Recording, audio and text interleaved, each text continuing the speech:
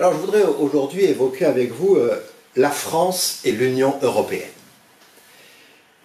Pourquoi? Parce qu'il semble qu'avec le nouveau président de la République française, la France soit de retour sur les sujets européens. Alors on peut voir qu'effectivement, dans l'histoire de la construction européenne, il y a plusieurs phases. Et la France a souvent joué un rôle déterminant dans cette construction européenne.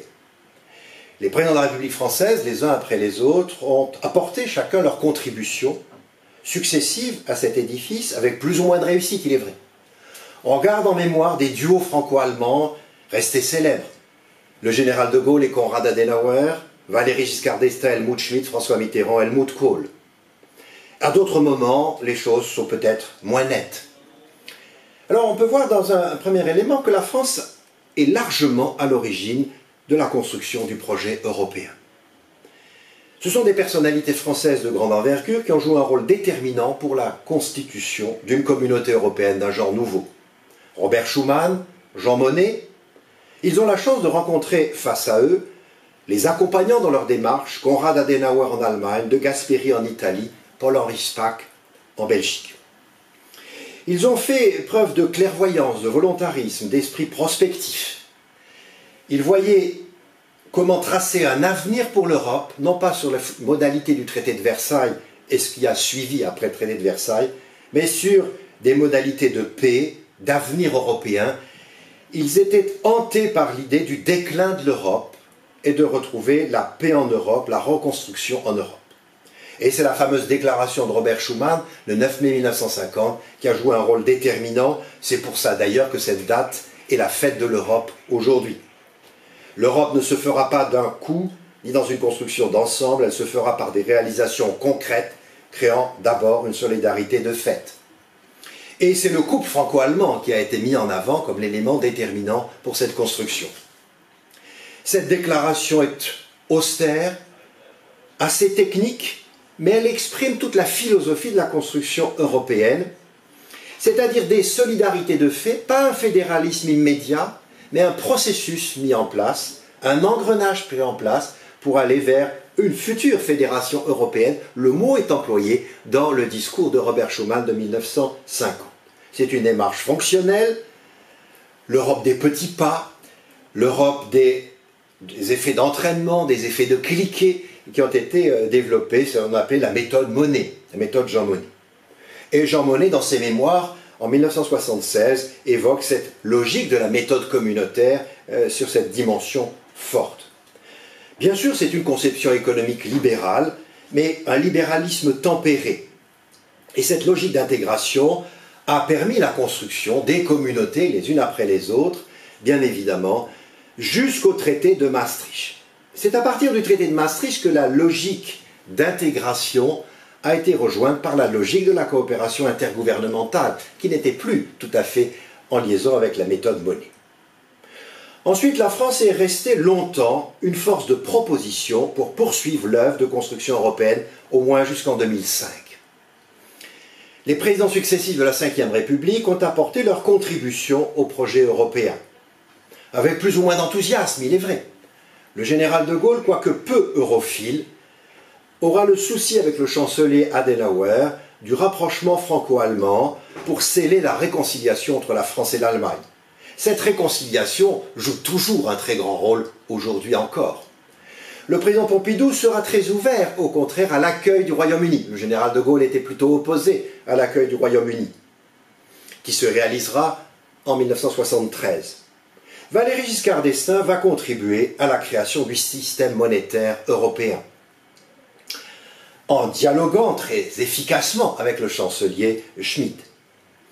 Il sera aussi à l'origine du Conseil européen. Et le président Mitterrand sera très actif dans la construction européenne. En 1984, il indique qu'il faut redonner un nouveau souffle à l'Europe. Il le dira à plusieurs reprises. L'Europe est un chantier abandonné, il faut reconstruire et travailler, il faut désembourber l'Europe, je prends les mots même qu'il employait. Et on se souvient de la main dans la main à Verdun entre François Mitterrand et Helmut Kohl, symbole tout à fait remarquable de 1984. Ce sera l'acte unique, très influencé par Jacques Delors, qui considère que c'est le meilleur de ce qu'il a contribué, son traité favori, comme il l'a dit lui-même. L'acte unique va achever le marché intérieur, c'est la fameuse date de 1992 en la matière. Et l'acte unique ouvre la porte vers une capacité monétaire de manière assez nette. Le traité de Maastricht 1992 crée le concept d'Union européenne, doit beaucoup aussi à l'engagement de la France. Et on peut dire que c'est à l'occasion du sommet de Maastricht, François Mitterrand a dit c'est l'acte le plus important depuis le traité de Rome. Nous allons aller vers une monnaie unique. Et c'est le dialogue franco-allemand qui va jouer un rôle très important en dialogue sur le franc et le Deutschmark, abandonner l'un et l'autre. Et cette dimension n'est pas à négliger non plus. François Mitterrand va jouer un rôle très important pour démocratiser la question européenne par un référendum sur le traité de Maastricht, référendum où le oui va emporter, mais François Mitterrand va beaucoup batailler pour que le oui l'emporte à cette occasion, et ce n'est pas un élément négligeable.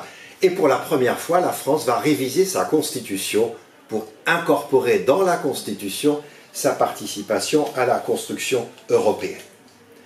Le président Chirac, lui aussi, va apporter sa contribution, même un peu plus modeste. Ce n'était pas un Européen convaincu, c'est vrai. Il est venu tardivement aux questions européennes, lors des traités d'Amsterdam et surtout le traité de Nice, où va être admis en quelque sorte la différence de la représentation allemande et française au Parlement européen en fonction de la population. C'est vrai que, troisième élément, le traité établissant une constitution pour l'Europe va être une forme de rupture entre la France et la construction européenne. En effet, ce traité établissant une constitution pour l'Europe va être le résultat d'un processus long, le Conseil européen de Laeken bien sûr, mais surtout la mise en place d'une convention pour l'avenir de l'Europe, qui est mise en place. Or, cette convention est présidée par un ancien président de la République française, Valéry Giscard d'Estaing, qui va jouer un rôle non négligeable avec à ses côtés M. Amato et M. Dehaene. Mais cette convention va travailler dans un esprit, on a dit que l'esprit conventionnel avait soufflé, Valéry Giscard d'Estaing même dit lui-même que c'était la convention de Philadelphie qui était à l'œuvre, en faisant référence bien sûr au travail de la confection des États-Unis d'Amérique sur ce point. Cette convention adopte un traité, ce traité est signé après bien sûr des négociations un peu fortes, est signé le 29 octobre 2004 à Rome, de manière symbolique. Ce traité va être examiné par 20 États membres. 18 sont pour la ratification du traité, 2 sont contre. Les autres ne se sont pas prononcés. Alors je passe sur ceux qui ont ratifié, ils sont nombreux, l'Allemagne en faisait partie. Mais 2 États fondateurs, la France et les Pays-Bas, vont voter non pour ce référendum sur le traité établissant une constitution pour l'Europe, référendum le 29 mai 2005, le 1er juin 2005 pour les Pays-Bas. La campagne électorale va être une campagne extrêmement rude, extrêmement dure, qui va révéler des fissures entre les citoyens européens et l'Union européenne. Certains se sont engagés très fortement pour le non, en imaginant une autre Europe, une autre France dans cette Europe-là aussi. Le non va l'emporter par 54,67%. Certains ont dit que c'était la fin de l'Europe, au moins de l'Europe politique. Mais cette absence d'unanimité va avoir des conséquences. Le traité va être abandonné sur ce point. Même si une déclaration de Berlin en 2007 va indiquer qu'il faut reprendre le chantier. Alors sur ce registre, le traité de Lisbonne qui va succéder au traité établissant une constitution pour l'Europe doit beaucoup cette fois-ci à un nouveau couple européen, cette fois-ci Nicolas Sarkozy et Angela Merkel, qui vont jouer un rôle réaliste pour adopter un nouveau traité, pour ne pas laisser en quelque sorte les anciens traités en plan, si l'on peut dire. Certains ont considéré que ce traité de Lisbonne allait à l'encontre du non français au traité établissant une constitution pour l'Europe. Mais c'est vrai que ce référendum de 2005 a laissé de fortes traces en France, dans la vie politique française et notamment au sein du Parti socialiste français. On assiste aujourd'hui à une forme de retour de la France dans les projets européens. La présidence de François Hollande a été marquée par des conséquences politiques, ou par les conséquences politiques du référendum de 2005 et l'adoption du traité de Lisbonne. Il était prudent, ce président de la République, compte tenu des divergences, en quelque sorte, y compris dans l'ensemble des politiques français sur ces sujets. Et pendant son quinquennat, la France va être peu inventive sur le dossier européen. En revanche, la dernière élection présidentielle de 2017 a été marquée par la question européenne, pas forcément de manière très directe, mais très fortement au deuxième tour de l'élection présidentielle. En effet, lorsqu'on observe les candidats à l'élection présidentielle française, sur les 11 candidats, 3 seulement étaient ouverts à la question européenne.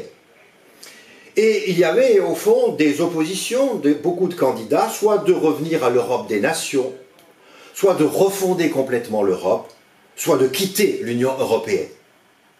Et lors de l'élection présidentielle au deuxième tour, le débat final entre Emmanuel Macron et Marine Le Pen a joué aussi sur la question de l'euro et du rôle de l'euro sur ce registre. Pour Emmanuel Macron, l'Europe est incontournable. Pour Marine Le Pen, il faut revenir aux frontières, à la souveraineté.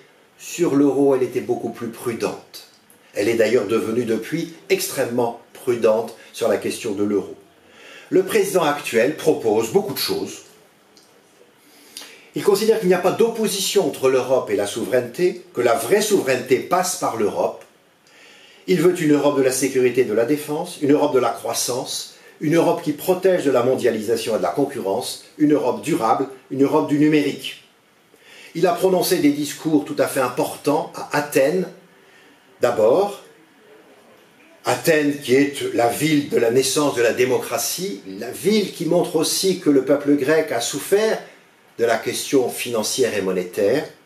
Et puis un autre discours tout à fait symbolique aussi à la Sorbonne cette fois-ci, pendant le même mois de septembre de 2017, où il propose une nouvelle ambition européenne pour la France. Il faudra que les actes soient transformés, que les propositions, soient transformées en actes, on le verra, pour dire si la France est vraiment de retour sur la scène européenne, et si elle rencontre l'assentiment des autres Européens, notamment de l'Allemagne.